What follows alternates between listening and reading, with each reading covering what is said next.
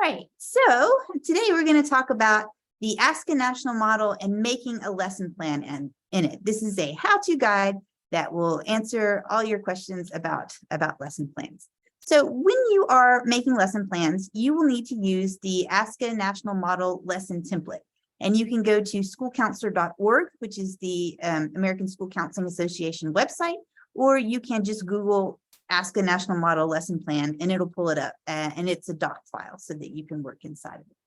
Now, the lesson that I am using today, I didn't create. I found it on the internet on a website called Overcoming Obstacles, and it's a middle school guide to getting organized. So none of this stuff is mine, but I am using it as an example. All right, let's start looking at the different parts of the lesson plan. At the very beginning, it's going to ask you some questions about, who you are, what the title is. It'll ask single classroom lesson, unit of lessons, or small group. In this case, I'm just doing a large group classroom guidance lesson just on organizational skills. So I would click single classroom lesson. Here, I'll go over here so you can see what I've done. Single classroom lesson. And my target audience is 6th and 7th graders. Then it will ask you evidence-based. And it's asking, is this something that's been researched? Is it something that works well with children that we already know that? Or is it something that you are using yourself and you're like, this has been successful year after year, so I'm going to continue to use that lesson plan. So I would go ahead and mark just best practice because that's the one that most people use, and it's believed to be high quality. Now, the next part will ask you about the ASCA student standards and the student learning objectives, and it will come down here to mindsets and behavior standards. All right, so let me show you this right here, and you can download this again from schoolcounselor.org, or if you just type in ASCA National Model Student Standards, it's going to pull up this little thing for you as a PDF. So in the different standards, we have one which is the mindset standards, and that is the school counselor is encouraging the following mindsets for all students. Like, you can do it. I believe these things. You should believe these things about yourself too. Then category 2, we have the behavioral standards, and this is skills that I want them to be able to demonstrate. We've got learning strategies, self-management, and social skills. And if you are interested in learning more about this exciting topic of mindsets and behaviors, you can check out my ASCA National Model presentation that is available to you. So here is my example. In this instance, I have selected a mindset M4, which is self-confidence in the ability to succeed. I want the students to feel like, yes, I can be successful. And the learning strategy that I am using is time management, organizational, and study skills. And I have taken that directly off this mindsets and behaviors sheet that I'm looking at. All right, then we need to do some learning objectives. And what is the student going to learn? So in this example, students are going to examine ways to organize information, and they are going to create systems for organizing their work. So this is what I am looking forward to happening. And it also asks the materials, and in this instance, we're going to use an organizational worksheet. Okay. Then it wants you to describe some different things about the lesson, how you're going to teach it, and how you're going to start it and end it. So in this session, I'm going to get them to start focusing on the topic by asking them some questions about the order in which they do things in the morning. So I would say, would you fix your hair before getting in the shower? Why or why not? Would you butter your bread before putting it in the toaster? Why or why not? And you're doing this because you want to point out to them that we have everyday habits and we organize ourselves in those habits. And by going through these steps, we are successful. So since we already have these organizational habits, why don't we learn how to apply that in the classroom? It's going to ask you how to communicate the lesson objectives. So in this case, you're going to have students come up to the board. They're going to share how they are keeping track of their information and assignments for different classes, and you're going to get their reasoning for it. How are you organizing them? Where did you get this from? You're also going to ask for students, if they do keep a good binder or if they have a messy binder, to come up and show their notebooks and show, this is how I'm organized, or, oh, I'm scatterbrained, I don't have it all together. What should I do? So right here, we're just kind of communicating the lesson objective. The next part is teach content. How are you going to start teaching this to them? And right here, it says, discuss how students might use their notebooks to organize things. Use questions and comments to kind of guide them to show they're organizational by classes. Are they organized by different assignments and notices? What does this look like?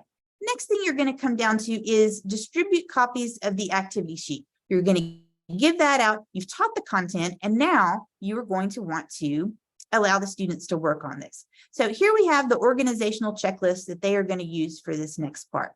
So in practicing this particular lesson, groups the students in pairs. They're like, hey, look through your notebooks, see how they're organized, fill out the part of the checklist. The first part, if you notice that you need to work on your skills a little bit more, how can you do that? How can you reorganize for them? So you're also going to have them list anything that they may need, materials they need to organize, notebooks, binder, whatever.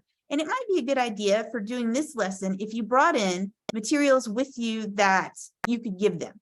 So at the beginning of the school year, when everybody brings in lots and lots of notebooks and pencils and all kinds of different stuff, I will try as the school counselor to go and snag some of that. And I will keep that with me. So if a student ever needs anything, I kind of have a hoard of things that I can share with them. So if I had all those materials, I would probably bring them into the classroom with me. And if students needed those to organize, I could just give that out.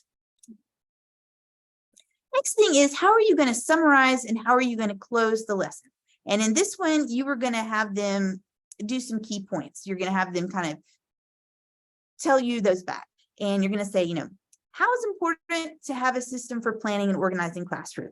How can you plan ahead and make a schedule to organize your study time? So you're bringing all of the lesson to an end.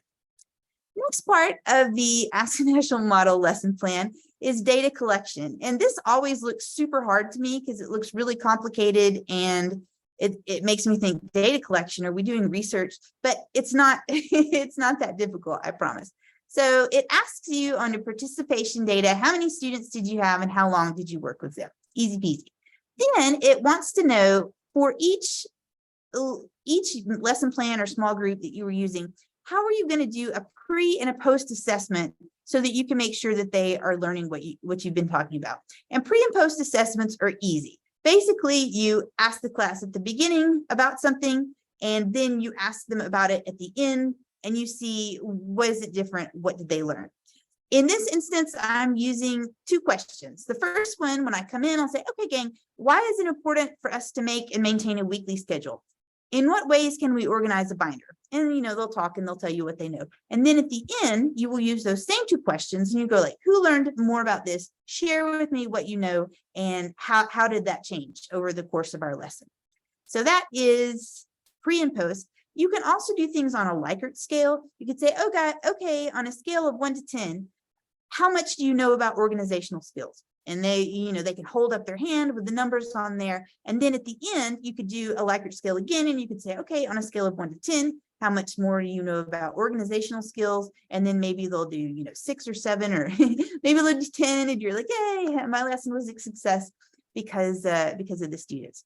So here we have here, let me move my little self over here, an outcome data plan, and it wants to know what specific data were you working on? When you are using data in a school, school counselors are always working in 3 different areas. We're looking at achievement, we're looking at academics, and we're looking at discipline. And so this particular lesson, I was focusing on achievement. And I said that I was going to, the school counselor is going to compare student knowledge before and then after the delivery of the lesson. And that's going to be my pre and post questions. All right, so then it has a follow-up plan. What you're going to do for students who were absent, and what are you going to do for students who just didn't get it and they had a hard time learning the skills. So I have put on here, if a student missed the lesson, I'm going to pair them with a buddy who's going to share their binder and their organizational skills worksheet. But if I have that student who just isn't get it, then I will probably, one, either pair them with another classmate who can go over the material, or if that still isn't working, I will meet with them individually so that we can talk about what they need to do and how they can do it in a one-on-one session. All right, so that is an exciting presentation on the ASCA National Model lesson plan. If you ever have any questions for me, you can always contact me and I'm happy to work on that with you.